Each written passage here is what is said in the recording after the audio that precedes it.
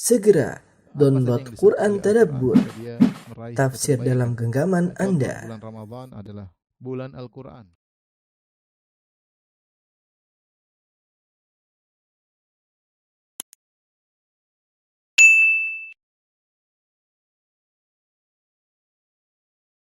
Bismillahirrahmanirrahim. Assalamualaikum warahmatullahi wabarakatuh.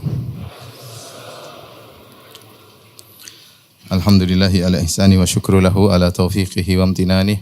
Asyhadu an la ilaha illallah wahdahu la syarika lahu ta'ziman li sya'ni. Wa asyhadu anna Muhammadan abduhu wa rasuluhu da'ila ridwani.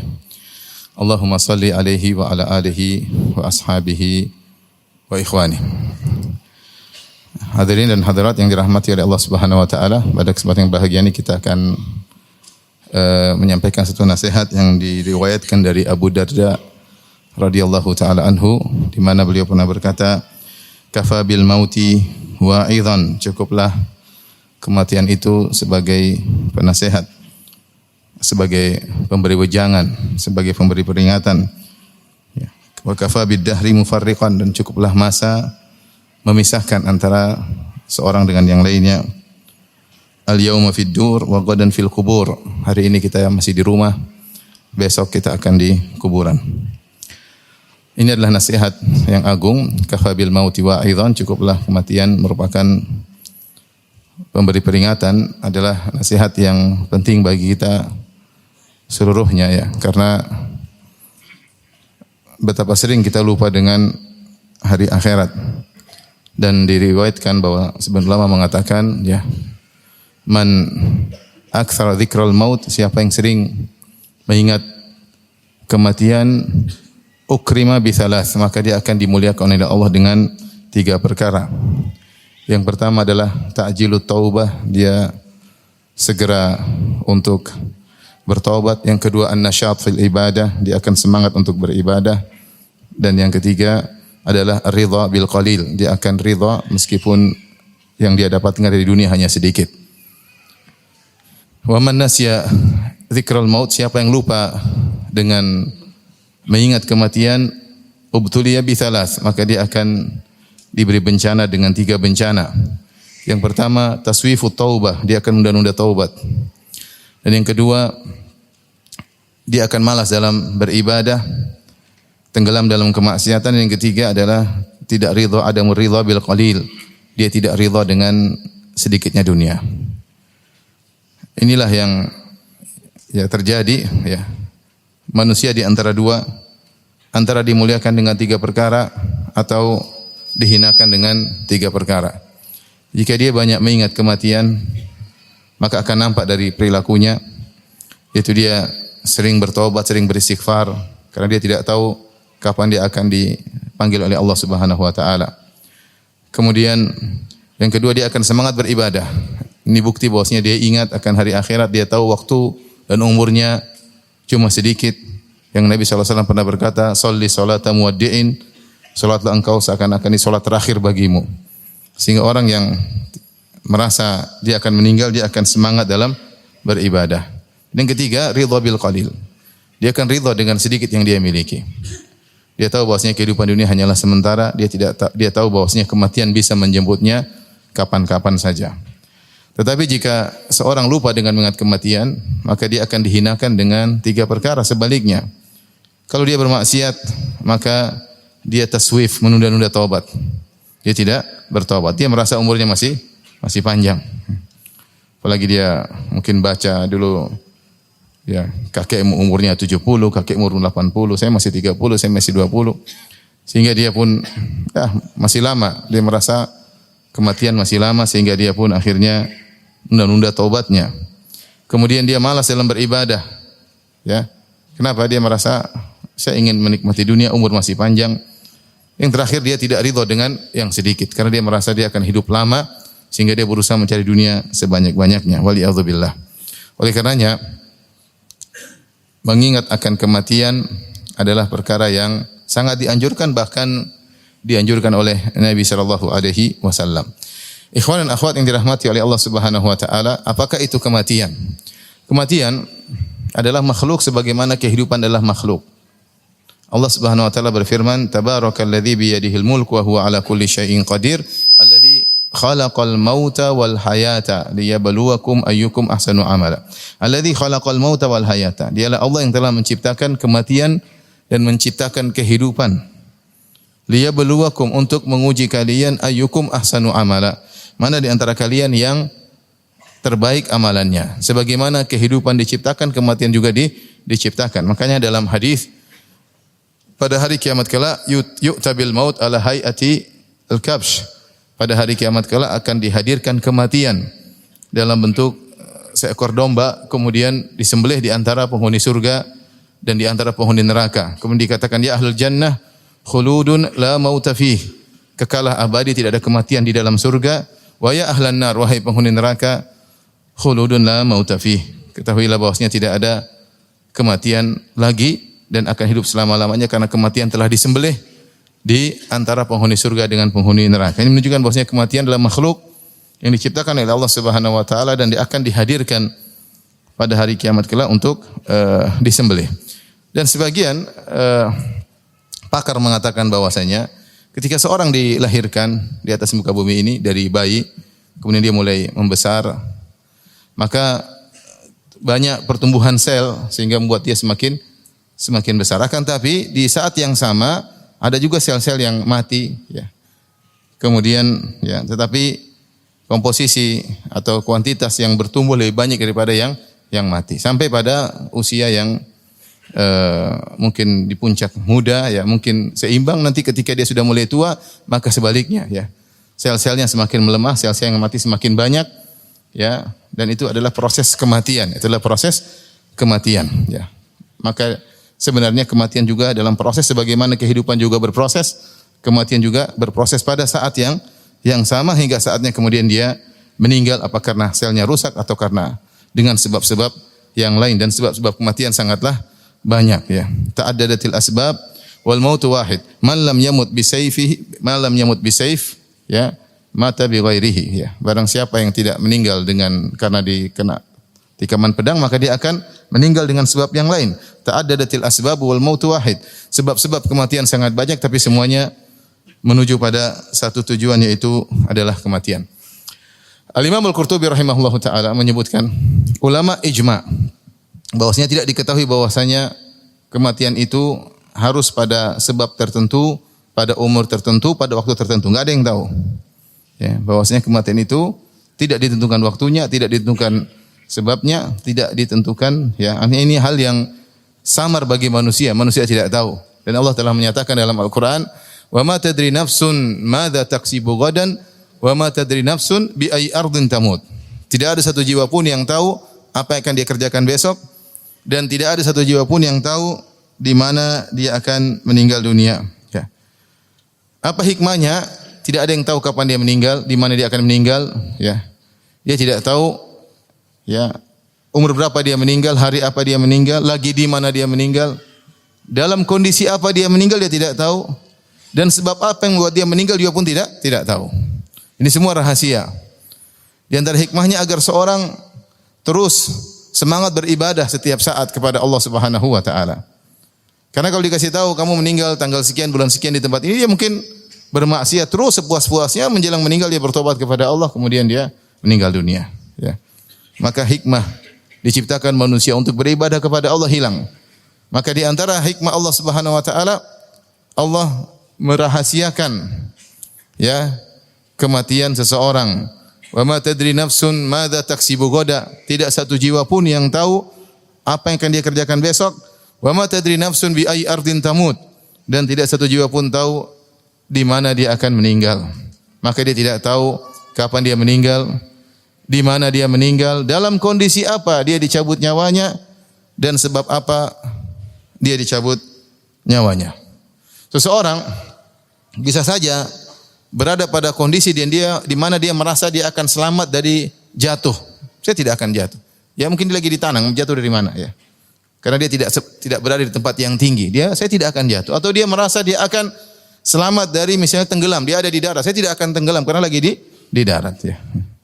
Misalnya, atau seorang misalnya merasa saya akan selamat dari namanya kebakaran karena dia sedang di air misalnya, air bukan tempat kebakaran.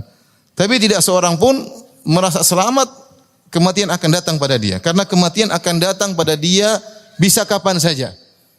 Mau di udara, mau di darat, mau di laut, dalam kondisi sakit, dalam kondisi di puncak-puncak sehat, tiba-tiba saja malaikat maut bisa mencabut nyawanya.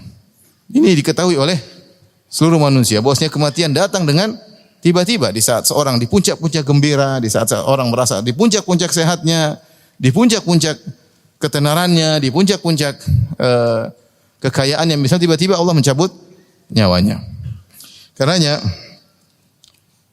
disebutkan bahwasanya Abul Atahiyah ketika bertemu dengan Harun Ar-Rasyid rahimahullah, maka Harun Ar-Rasyid meminta nasihat dari Abul Atahiyah, seorang penyair muslim. Maka dia pun menyampaikan syairnya, ya. Dia berkata, "La ta'manil mauta fi tarfin wala nafasin." Janganlah engkau merasa aman dari kematian, meskipun hanya sekedap dalam sekejap mata, jangan merasa aman, dan meskipun hanya nafas yang kau keluarkan, setiap nafas yang kau keluarkan, jangan kau merasa aman dari kematian, karena kematian bisa datang dengan tiba-tiba.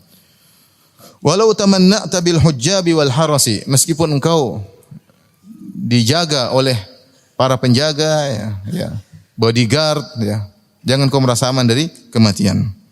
Wa'lam bi anna sihamal mauti nafidatun, ketahuilah bahwasanya panah kematian pasti menembus dada siapa saja.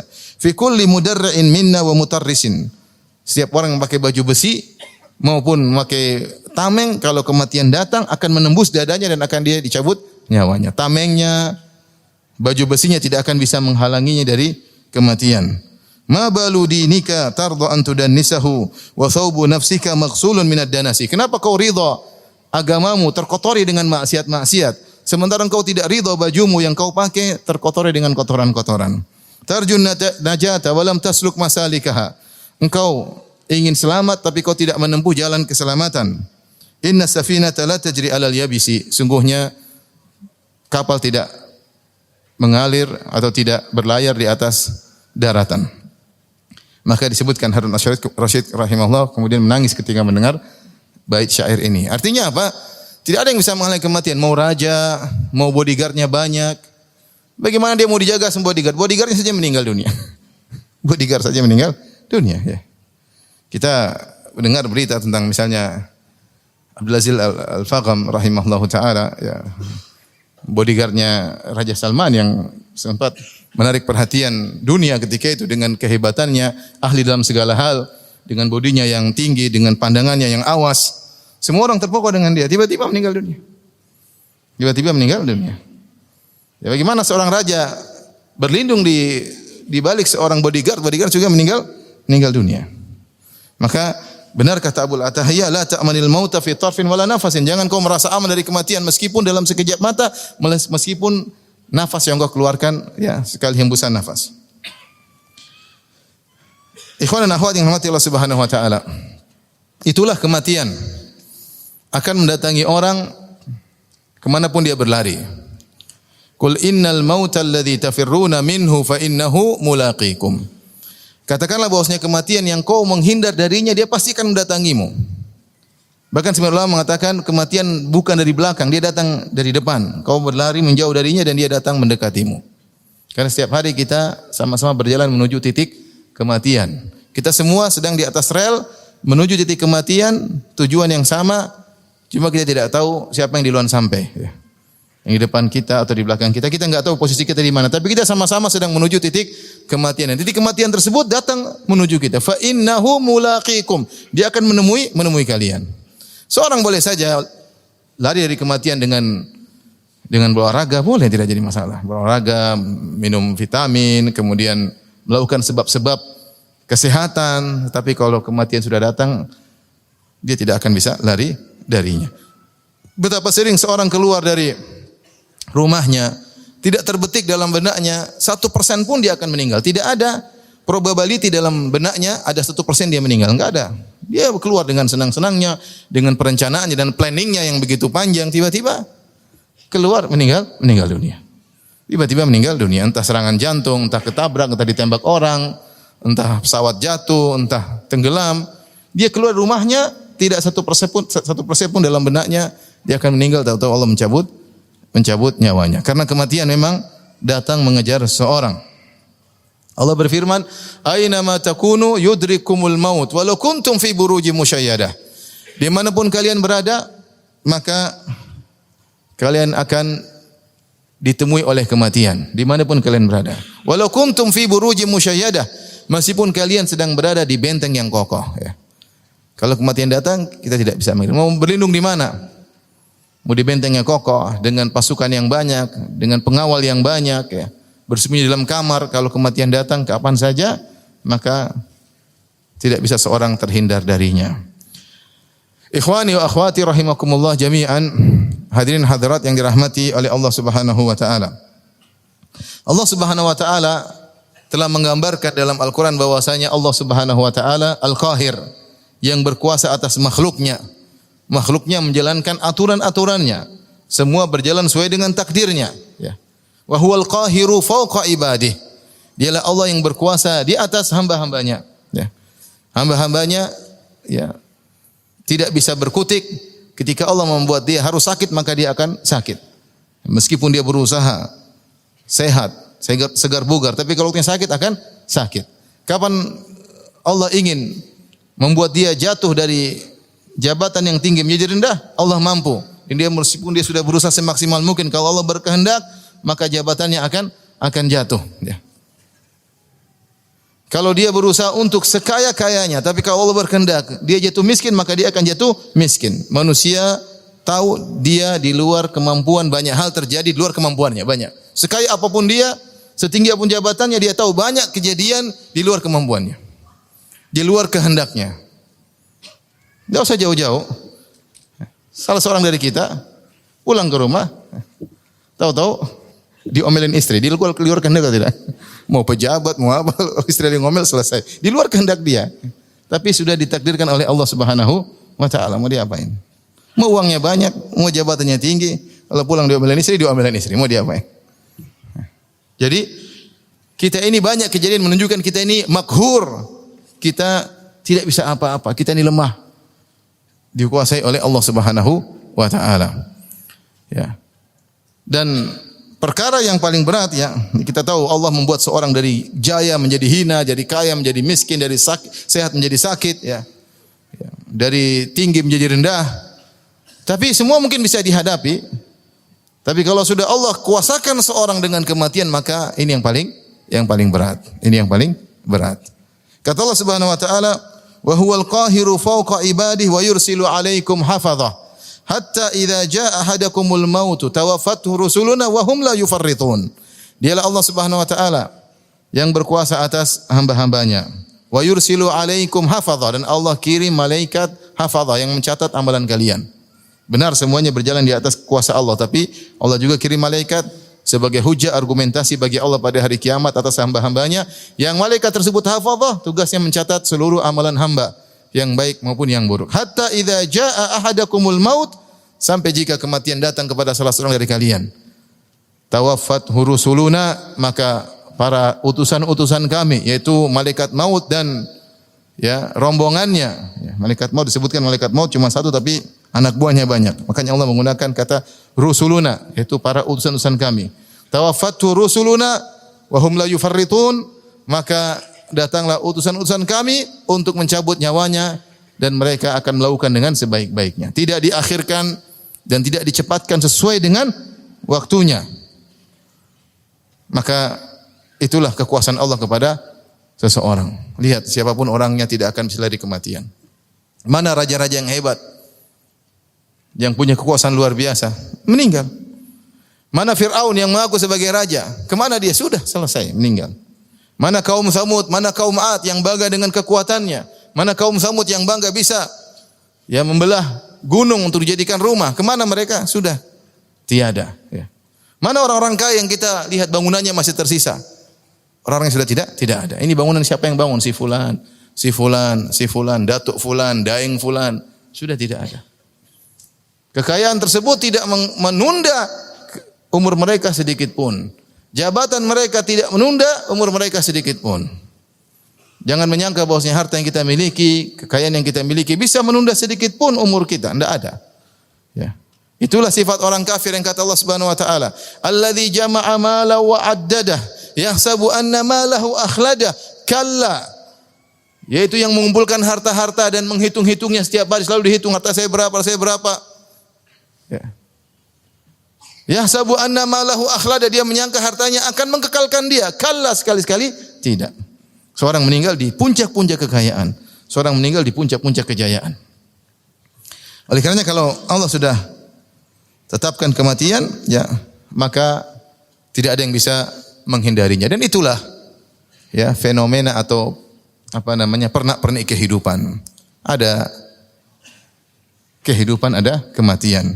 Seorang penyair berkata, "Thamaniyatun la budda minha 'alal fata wa la budda an tajri 'alaihi thamaniyah." 8 perkara yang pasti akan melewati seorang pemuda. Dan 8 perkara ini pasti menjalani seorang pemuda. Apa 8 perkara tersebut? Sururun wa hammun. Kegembiraan dan kesedihan. Wajtima'un wa furqatun, pertemuan dan perpisahan. Begitulah kehidupan kita. Wa yusrun wa usrun, ada kemudahan, ada kesulitan. Wa saqmun wa afiyah, ya. Ada namanya sakit dan ada namanya sehat. Kita berkumpul, kita akan berpisah. Berpisah secara fisik atau berpisah dengan kematian, ya. Kata Jibril alaihissalam kepada Nabi sallallahu alaihi wasallam, "Ya Muhammad, ish ma syi'ta fa innaka mayyitun." Wahai Muhammad, hiduplah yang kau sukai, kau akan meninggal dunia. Dan ini sesuai dengan firman Allah Subhanahu wa taala, "Innaka mayyitun wa innahum mayyitun." Kau akan meninggal dan mereka akan meninggal. Wa habib man syi'ta fa innaka mufariqu. Cintailah siapa yang kau sukai, kau pasti akan berpisah darinya. Baik, ikhwan dan akhwat yang rahmatillah Subhanahu wa taala. Jika kematian telah datang, maka tidak ada yang bisa lari, siapapun dia. Karenanya dalam riwayat riwayat yang sahih ketika Nabi Daud alaihissalam yang begitu hebat, sejak muda dia sudah jago berperang, tidak ada yang bisa menandingi kekuasaannya. Nabi Daud alaihissalam terkenal jagoan, semua orang takut dengan Nabi Daud. Namun ketika malaikat maut datang masuk ke tengah rumah Nabi Daud alaihissalam, Nabi Daud bertanya, kok bisa ada orang masuk di rumahnya? Nabi Daud alaihissalam berkata, siapa engkau? Maka malaikat maut berkata, Ana alladzi la ahabul muluk. Aku adalah yang tidak pernah takut kepada raja manapun. Wala yamtani minil hujab. Dalam riwayat wala amtani minal hujab, dan tidak ada pengawal-pengawal yang bisa menghalangiku. Kata Nabi, kalau begitu engkau adalah malaikat maut. Ya. Kalau begitu engkau adalah malaikat maut. Jika maut telah datang maka la mafar, tidak ada tempat untuk kabur, tidak ada tempat untuk berlindung.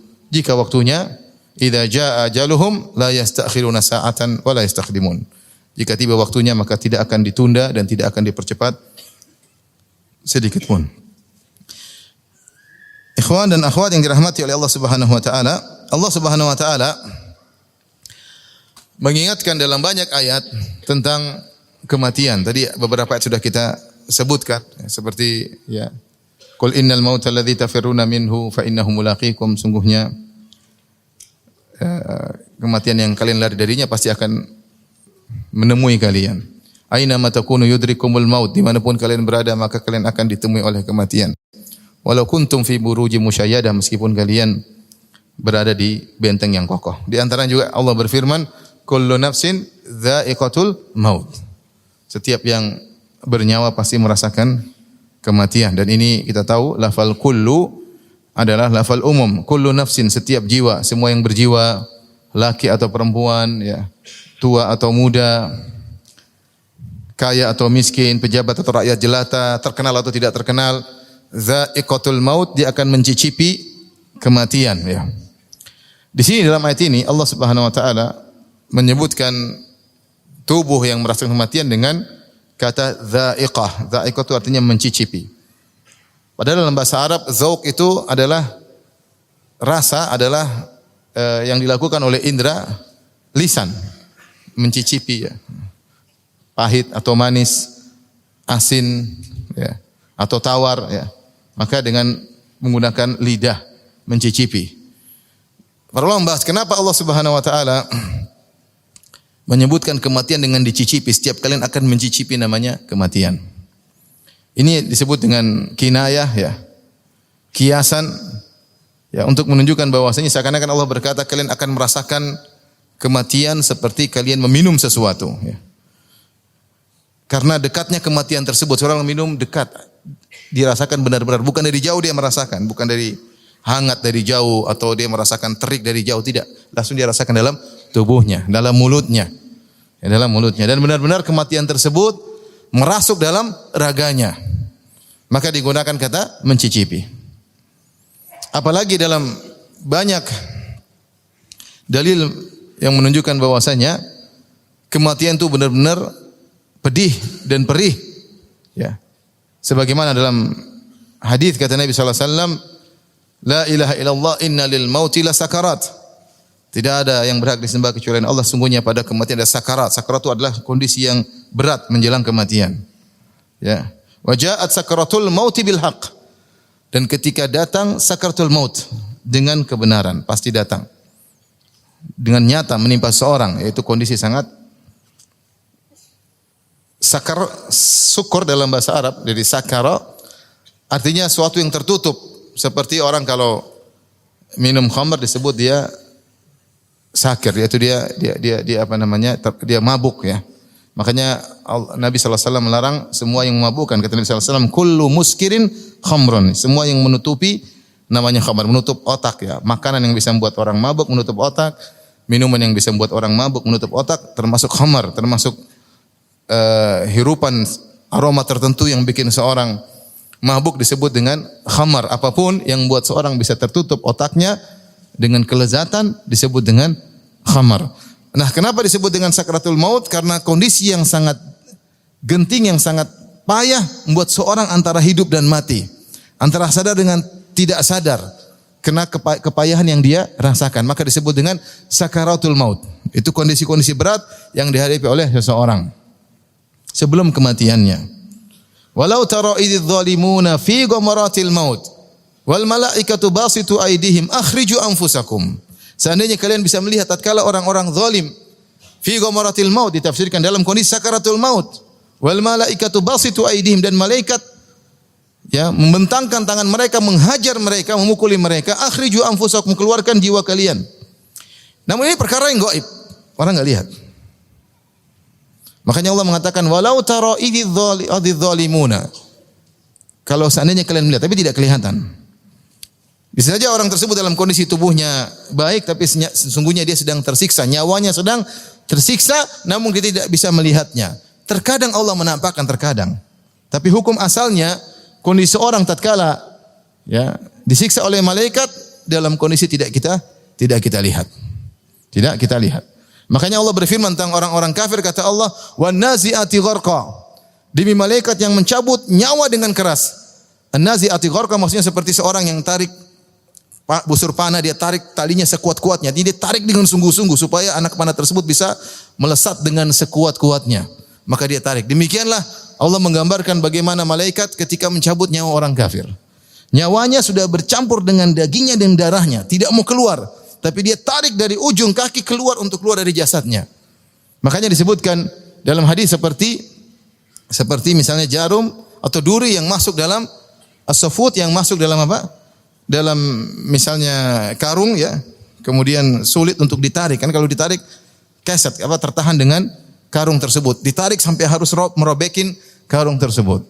Itu gambaran ruh orang kafir ketika dicabut oleh malaikat. Namun kata Allah, walau tara idzal zalimuna fi ghamaratil maut. Seandainya kau bisa melihat bagaimana malaikat ketika dalam ghamaratul maut. Dan semakin seorang beriman kepada Allah Subhanahu wa taala semakin mudah dicabut nyawanya. Allah mengatakan nazi'ati gharqa wan nasyitati nashta. Dan demi malaikat yang mencabut nyawa dengan selembut-lembutnya. Sampai dalam hadis disebutkan bagaimana malaikat ruh dikeluarkan seperti qatrah al-ma' kharajat min fifi, seperti butiran air yang keluar dari ceret ya. Ketika seorang mengeluarkan air, kemudian tinggal satu tetes, jalan dengan pelan, kemudian keluar di ujungnya. Mudah. Namun apapun yang terjadi, ya sakarat itu ada. Ya. Kematian, ya sakarat adalah muqaddimah daripada kematian. Ya. Sakarat bisa dirasakan demikian juga oleh orang beriman. Nabi SAW merasakan sakarat. Tetapi ketika beliau meninggal dengan tenang. Ya. Meninggal dengan tenang. Tapi kepayahan ketika pas ihtidar, ketika dicabut nyawa, ini perkara yang gaib. Perkara yang gaib. Bisa jadi seorang terlihat meninggal tersenyum, tapi sungguhnya nyawanya sedang disiksa. Ya. Betapa banyak orang dibunuh tiba-tiba, ditembak atau ketabrak, tidak lihat apa-apa. Tapi sungguhnya nyawanya sedang dicabut dengan cara yang Allah kehendaki melalui malaikat-malaikat maut. Ikhwan dan akhwat yang rahmati Allah Subhanahu wa taala. Allah juga menyebutkan dalam Al-Qur'an tentang bagaimana kondisi seorang yang akan meninggal, ya. Seperti dalam surat Al-Waqiah kata Allah Subhanahu wa taala, "Falaula idza balagatil hulqum wa antum hina idzin tanzurun wa nahnu aqrabu ilaihi minkum walakin la tubsirun." Ya, ketika idza balagatil hulqum, ketika ruh sudah mencapai di kerongkongan, sudah mau dicabut oleh dia dalam kondisi ihtidar, yaitu mau meninggal, mau dicabut nyawa. Wa antum hina idzin tanzurun, dan ketika itu kalian sedang melihat orang tersebut ihtidar, dia mau meninggal dunia, mungkin susah bernapas dan yang lainnya. Kata Allah, wa nahnu aqrabu ilaihi minkum walakin la tubsirun. Akan tapi kami lebih dekat kepada dia daripada kalian. Maksudnya malaikat-malaikat. Allah menggunakan kami, maksudnya malaikat maut.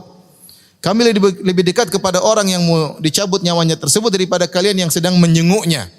Wa nahnu aqrabu ilaihi minkum walakin la tubsirun. Akan tapi kalian tidak melihat kami. Falaula in kuntum ghaira madinin tarji'unaha in kuntum shadiqin. Kalau kalian merasa bahwasanya kalian tidak akan dibalas oleh Allah di akhirat kelak, kembalikan nyawa orang tersebut jika kalian mampu. Tidak mampu. Dan demikian Allah menggambarkan ketika seorang akan meninggal dunia, dia melihat malaikat maut dengan rombongannya datang menghadirinya, berbicara dengan nyawanya, keluar kamu, tapi orang di sekitarnya tidak ada yang tahu. Perkara gaib. Nyawa dengan malaikat sedang berbicara. Malaikat sedang berbicara dengan nyawanya. Dia sudah tidak bisa berkata-kata. Dia hanya memandang dan orang-orang sekitarnya tidak tahu apa yang terjadi pada dia. Tiba-tiba nyawanya dicabut oleh malaikat maut. Demikian juga Allah Subhanahu wa taala berfirman ya, dalam surat Al-Qiyamah, "Kalla idza balagatit taraqi wa qila man raq wa dhanna annahu al-firaq wal taffatis saqu bis-saq ila rabbika yawma idzinil masaq." Kata Allah Subhanahu wa taala, "Kalla idza balagatit taraqi." Tatkala ruh sampai ke taraqi. Taraqi itu tulang selangkang, itu sudah mencapai ke leher. Kalla idza balagatit taraqi wa qila man raq. Maka dua tafsiran. Tafsiran pertama mengatakan, maka dikatakan kepadanya, siapa yang bisa menyembuhkannya lagi? Enggak ada yang bisa menyembuhkannya. Mau dokter, mau pakar. Wa qila man raq, siapa yang bisa menyembuhkannya lagi? Dalam tafsiran yang lain, para malaikat pencabut nyawa, orang ini kafir, mau dicabut nyawa, maka mereka tidak mau cabut. Maka malaikat berbicara di antara mereka. Wa qila man raq, siapa yang mau cabut ini nyawa? Mereka enggak mau, karena nyawa ini bau busuk. Tidak ada yang cium di sekitarnya. Tapi malaikat mencium ruh ini baunya sangat busuk. Siapa yang bawa ke langit? Enggak ada yang mau. Namun akhirnya harus ada yang bawa. Ini dua tafsiran. Tafsiran pertama, qila man raq, siapa yang bisa menyembuhkannya? Enggak ada. Wa qila man raq, malaikat saling bertanya, siapa yang akan mengangkat rohnya ke langit yang bau sangat busuk dan menjijikkan? Wa qila man raq, wa dhanna annahu al-firaq, sudah dia tahu bahwasanya dia akan berpisah dari apa yang di sekitarnya. Dia akan meninggalkan alam ini. Dia akan meninggalkan keluarganya. Dia akan meninggalkan harta yang dia kumpulkan selama ini. Dia akan meninggalkan teman-temannya.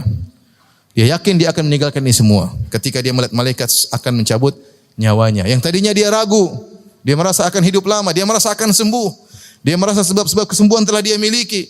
Dengan hartanya, dengan dokter-dokter yang pakar. Namun ketika itu sudah enggak ada perasaan tersebut. Wa dhanna annahul firaq. Dia tahu itu adalah hari perpisahan dari orang-orang yang dia cintai. Dari harta yang dia cintai, dari dunia yang dia cintai. Wal taffatis saqu bis-saq, maka akhirnya betisnya ditempelkan dengan betis yang lain.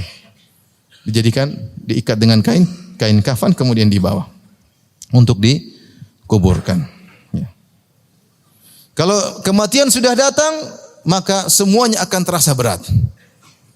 Diriwayatkan Imam Syafi'i rahimahullah pernah berkata,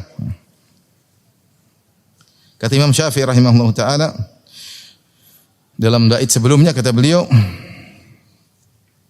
wala huznun yadumu wala sururun.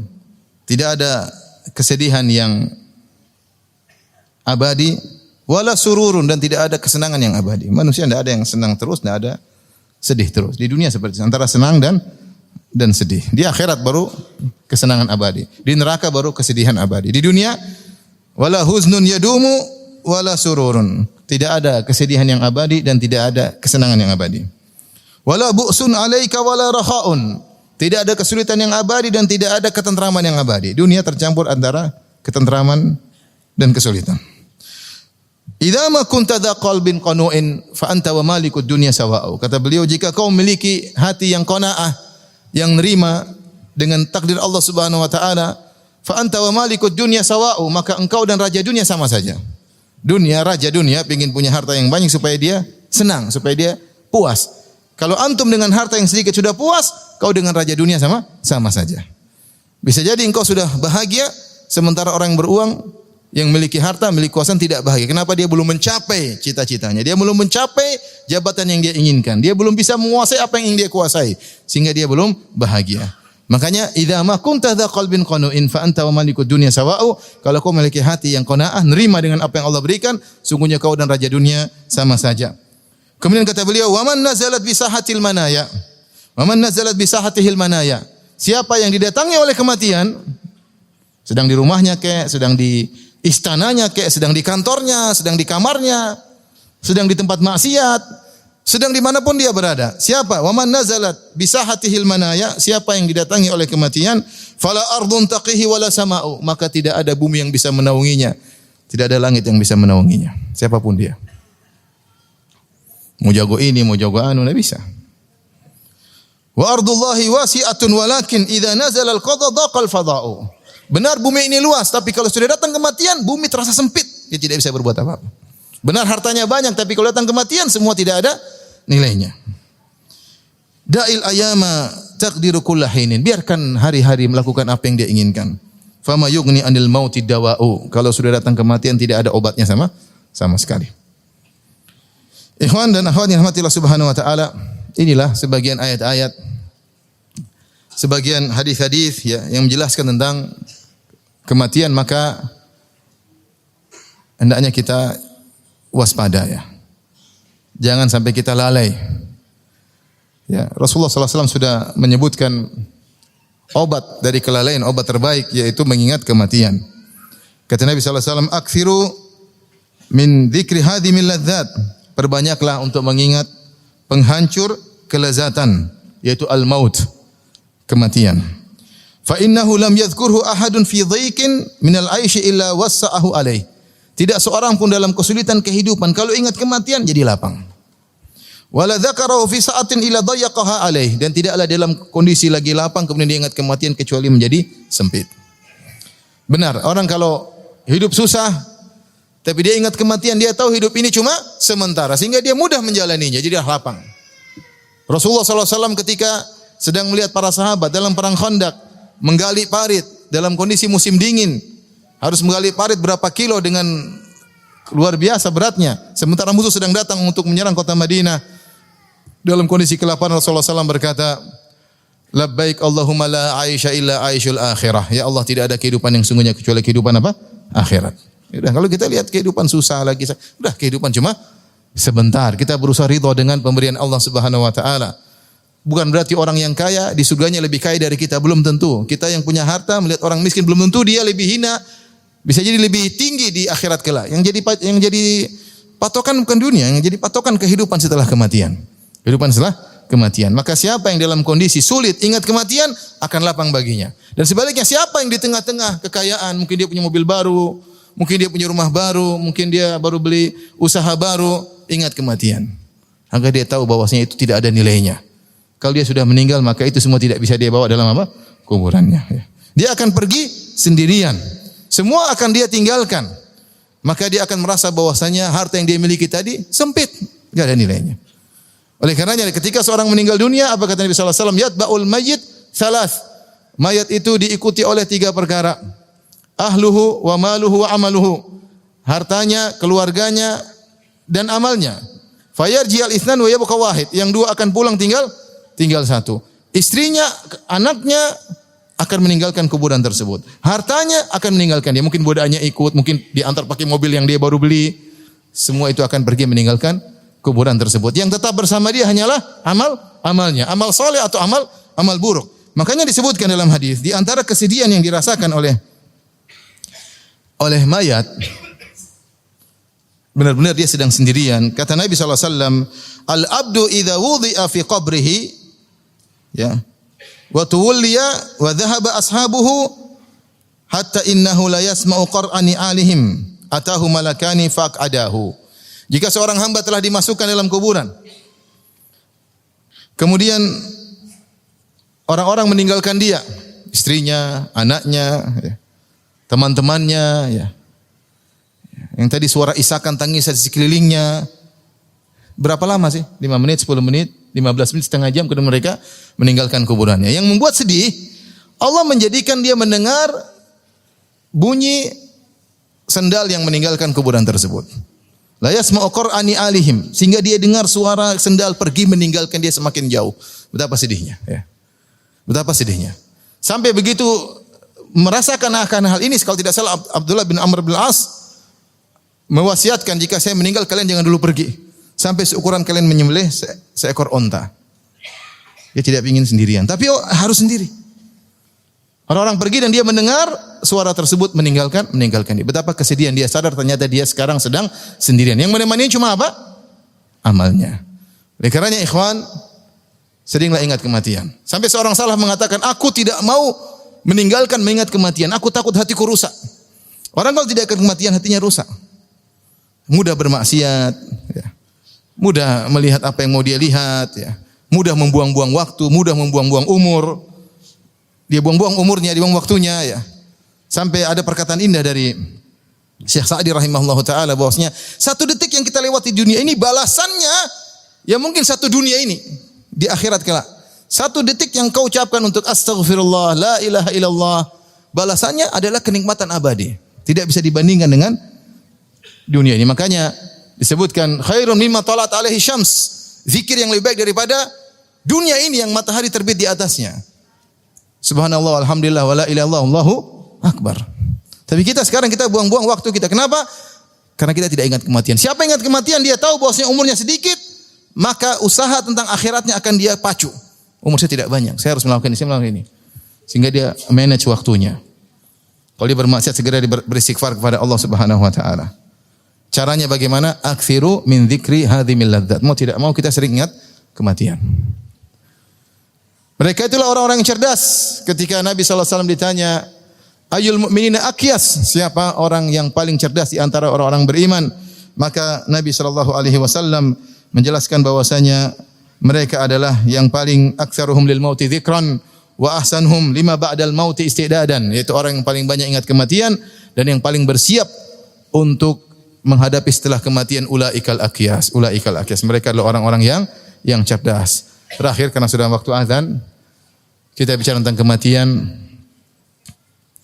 Yang lebih dahsyat adalah setelah kematian tersebut. Yang lebih dahsyat adalah setelah kematian tersebut. Kematian adalah pengingat agar kita bersiap untuk yang setelahnya. Benar kematian perih, benar kematian menyedihkan. Siapa yang tidak takut mati? Semua orang tidak suka mati. Makanya kita olahraga, makanya kita makan, makanya kita berobat. Karena kita mau mati, tidak mau berpisah dari istri yang kita cintai, tidak mau berpisah dari anak-anak yang kita cintai, tidak mau berpisah dari orang tua kita. Namanya perpisahan itu adalah kesedihan. Semakin kita mencintai seseorang, maka perpisahan semakin pedih. Subhanallah, hukum dunia. Kata Jibril kepada Nabi, ahbib man syi'ta fa innaka mufariquh. Cintai siapa yang kau kehendaki, kau pasti akan berpisah darinya. Semakin Anda mencintai seorang, semakin sedih perpisahan tersebut. Namun itulah yang pasti kita jalani, ya. Yang pasti kita jalani. Oleh karenanya kematian itu tidak enak, tapi ada yang lebih dahsyat, itu apa yang setelah kematian. Maka marilah bersama-sama kita berusaha untuk sering-sering ingat kematian agar kita semangat untuk beribadah. Kalau bermaksiat segera bertobat kepada Allah Subhanahu wa taala. Wallahu taala alam bisawab. Baik, demikian saja kajian kita. Insyaallah kita lanjutkan di kesempatan yang lain. Subhanakallah bihamdik asyhadu an la ilaha illa anta astaghfiruka wa atubu ilaik. Assalamualaikum warahmatullahi wabarakatuh.